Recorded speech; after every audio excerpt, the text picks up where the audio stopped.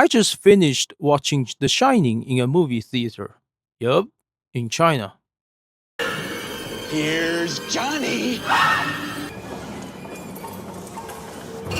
And a few months ago, I also watched movies like The Invisible Man, Return to Silent Hill, and Alien Romulus.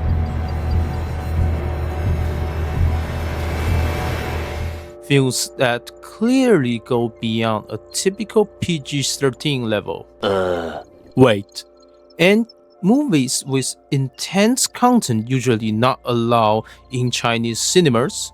That doesn't really match what Western media often said about China's film censorship system, isn't it? I know what you are thinking. So, let's talk about what has actually changed in China film censorship today. Hi, I'm Lian, a Gen Z who spent the first half of my life growing up in China. I'm trying to offer a Western audience a Chinese perspective and some cultural context, helping bridge information gaps, whether it's urban culture, political culture between East or West, or geopolitical. China cultural censorship system has always been heavily criticized, and it's not just about movies. It includes TV dramas, music, and basically all kinds of cultural productions. One famous example, Fight Club, directed by David Fincher, was one available on Chinese streaming platform, but the final scene where the building explodes was cut, which even drawn criticism from the director himself.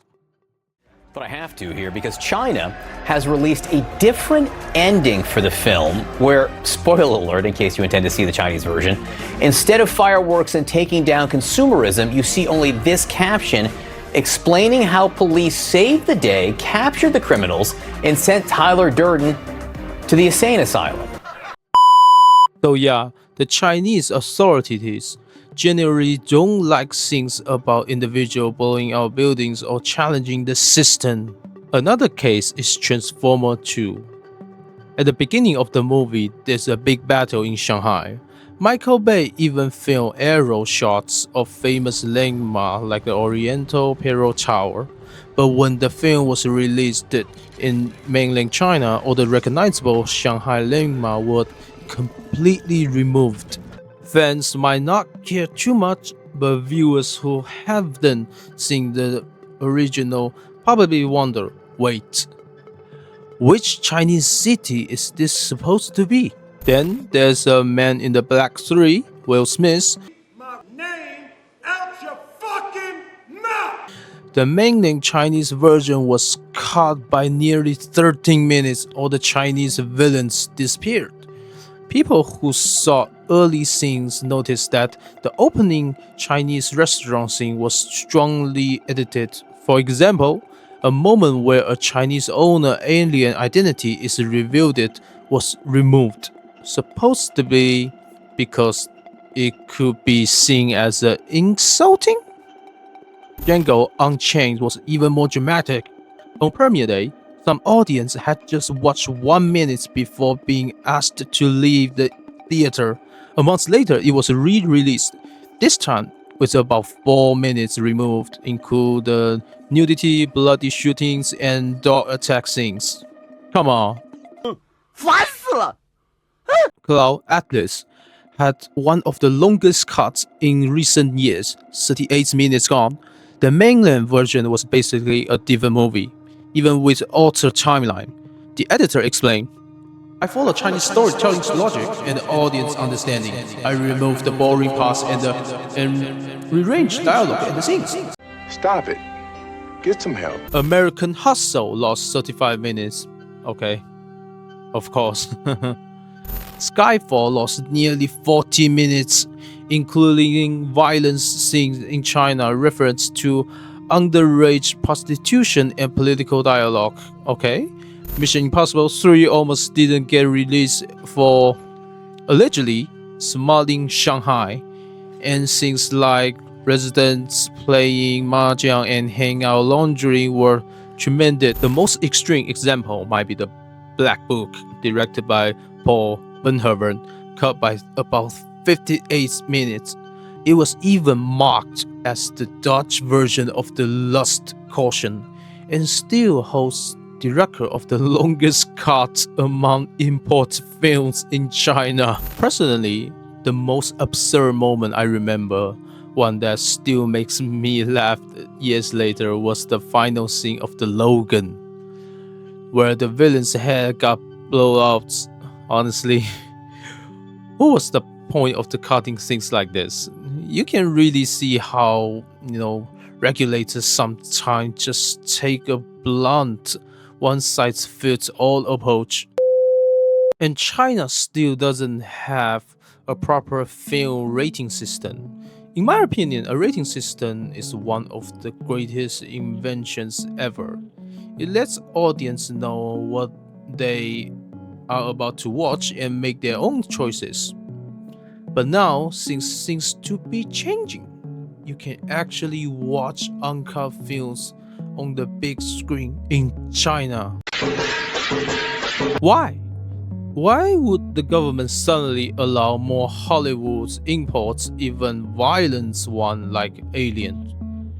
I think there are two main reasons: China's economy and cultural development. Economically, although China's overall size keeps growing up, the global economy is slowing down, especially China's real estate and internet sectors. The government needs new ways to stimulate growth, and the film industry is one area where restrictions are gradually losing.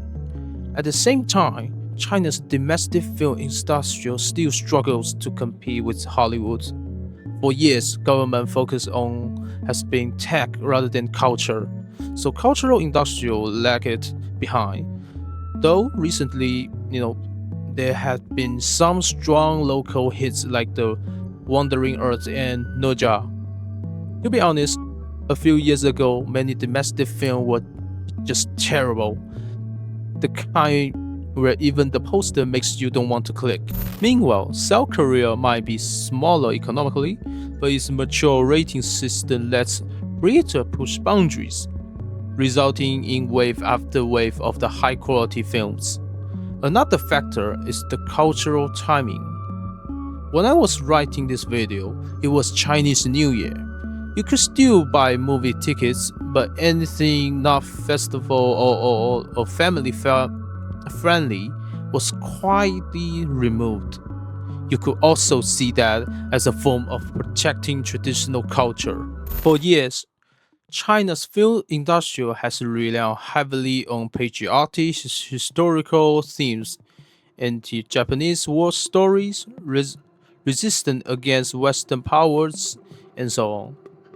Yeah, that history matters, but those stories have used the same visual language and predictable plots since I was a kid. Worse, creators often exaggerate heroism to avoid political mistakes, like the infamous scenes of the soldier literally tearing enemies apart with bare hands. Compare that to the opening of the Saving Private Ryan, where the realism alone convinced courage. You don't need superheroes to show bravery in war. This kind of overly patriotic filmmaking can become toxic and even push out better work. Criticism extreme patriotism in China can be easily get you labeled as the foreigner influence. Well, if you say so, alright? I mean, they know me from Captain America as Yeah. Crossbones. Let me just get this really fast. I don't know if you want to see that. That's me, whatever. It's You not have a big toy deal. of Yeah, yourself. Anyway, so they wanted me. They called and they made a very nice offer. Were you just confused the whole time? I walked through the world confused as it is, but I was really confused in China. And but Wu Jing, the guy who wrote, directed, and starred in the film, who is now bigger than Jackie Chan, he kind of walked me through everything, and we had some fun together. And then I went home. You're about to stab him, and you say, "People like you." Right.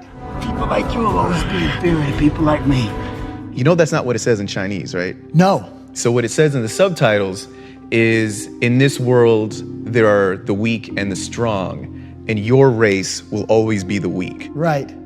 The Chinese audience is seeing this white American dude telling a Chinese person, you are the weak race, right. We are the strong race. Right. And then Wu Jing comes up and kills the dude right. and says, that's history. And then people cheer, I'm sure.